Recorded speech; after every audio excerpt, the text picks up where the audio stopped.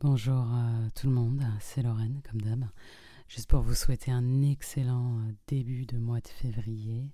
Voilà, comme vous le voyez bien, c'est l'hiver, il fait froid. Et en fait, j'ai vraiment décidé d'être plus constante cette année. Donc, Lauren the Storyteller. en fait, c'est juste un petit épisode. Je sais que je dis ça à chaque fois. Après, je fais des épisodes de 45 minutes, 3 heures, faut que j'arrête. Où je voulais parler de... En fait, déjà, j'avais plusieurs questions. Donc, ma première question, c'est est-ce que vous fêtez la Saint-Valentin ou pas? Si vous la fêtez, pourquoi? Si vous la fêtez pas, pourquoi vous la fêtez pas? Je sais qu'il y a le crew, c'est une fête commerciale. Je sais qu'il y a le crew, tout pour mon bébé. Et puis, du coup, je me posais la question s'il y avait encore un débat là-dessus ou non. Si vous fêtez, comment vous fêtez? J'aimerais bien que vous me racontiez. J'aimerais bien recevoir des mails, lorenaradiopodcast@gmail.com. J'adorerais vous lire. Et aussi, est-ce que vous avez des playlists Saint-Valentin, si vous voyez ce que je veux dire? En fait, je me posais la question de si je devais faire la liste des sons les plus passionnants de la Saint-Valentin. Il y aurait quelle chanson dans cette liste? Donc d'office, il y aurait Je l'aime de Fanny J. Je veux dire, tout est dans le titre. Si tu pensais que je ne relèverais pas. Enfin bon, un des classiques de la musique française en fait, quand on y pense. Du moins de la musique afro-caribéenne. Et, euh, et je me demandais s'il y aurait du Whitney Houston ou pas. Comment vous exprimez vos petits besoins affectifs quotidiens. Enfin, je sais qu'on s'éloigne de la thématique principale de ce podcast, mais vraiment, ça m'intéresse pour le coup, donc n'hésitez pas à me dire. Alors, moi, pour ce mois de février, aucun rapport, mais je vais à 2 concerts. Je vais au concert de Caris et je vais au concert de Craig David. Alors, je sais, donc là, vraiment, j'ai déterré une star du passé en France, une star très actuelle en Angleterre. C'est marrant, c'est un peu comme le cas Robbie Williams, qui est une star toujours actuelle en Grande-Bretagne. Et je pense qu'en France, je sais pas qui se rappelle de lui. Robbie Williams, I just wanna feel real love. Vous voyez le clip avec... c'est Claudia Schiffer, je crois, en noir et blanc et tout, avec les talons là. Zaga to my day, singing to my life. Bon, bref, je sais pas ce qu'il dit parce qu'à cette époque, je parlais pas anglais. Et en fait, ce qui est marrant avec Craig David, c'est que je savais que cet album était un classique. Aux influences garage, UK two-step et R&B bien sûr. Genre je le savais, tout le monde le sait, mais plus les années passent, plus cet album se solidifie en tant que classique. Dans le sens où il n'y a pas une seule chanson de l'album qui est mauvaise, il n'y a pas une seule chanson qu'on ne connaît pas, il n'y a pas une seule chanson qui est un skip. Cet album, c'est un no-skip. Et de manière assez intéressante, le gars, il a quand même réussi à maintenir une célébrité assez particulière parce que il continue quand même à sortir pas mal de singles qui tournent. Abracadabra. Je sais pas si vous avez déjà entendu cette chanson, elle passe dans Love Island, je crois. Et il réussit quand même à capturer la culture euh, festive anglaise actuelle de manière très subtile. Et il continue à faire régulièrement des tournées et des concerts, quoi.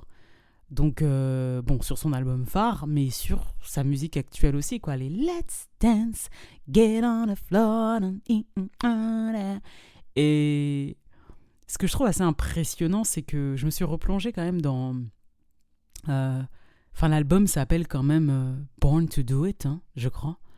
Enfin, genre littéralement, c'est le destin qui s'est accompli dans le cas de Craig David parce que ouais il l'a fait et puis ensuite voilà c'est tout quoi, il a fait cet album et c'est un album enfin je suis désolée mais je suis en train de réfléchir en vrai dans les meilleurs albums du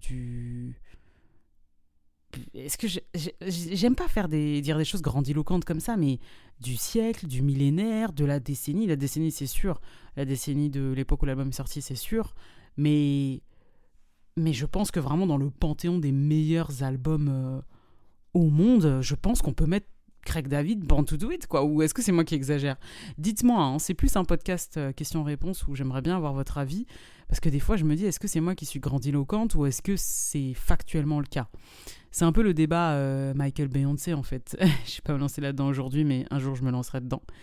À nouveau, je l'avais fait sur Insta et ça avait provoqué des émules dans mes DM Instagram. Mais qu'est-ce qu'on se marrait à cette époque. On rigolait bien.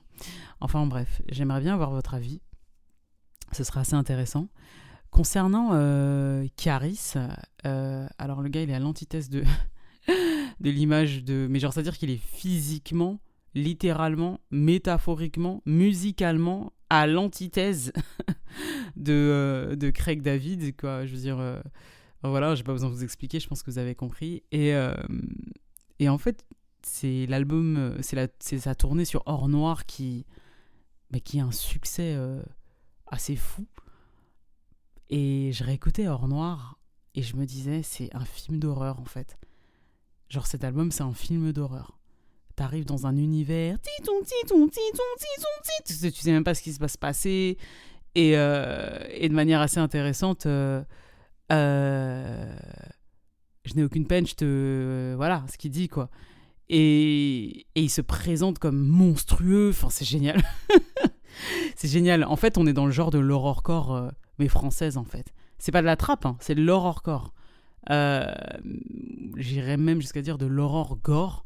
C'est assez impressionnant ce qu'il a réussi à faire avec Or Noir, l'héritage, la plume. De toute façon, j'ai déjà enregistré un podcast où j'analyse de manière très détaillée chaque chanson et que je mettrai sur mon espace privé. Ce qui me fascine avec Caris, c'est que personnellement, je sais qu'il faisait du rap avant, il avait sorti plein de mixtapes avant, il avait son buzz quoi avant de sortir Or Noir.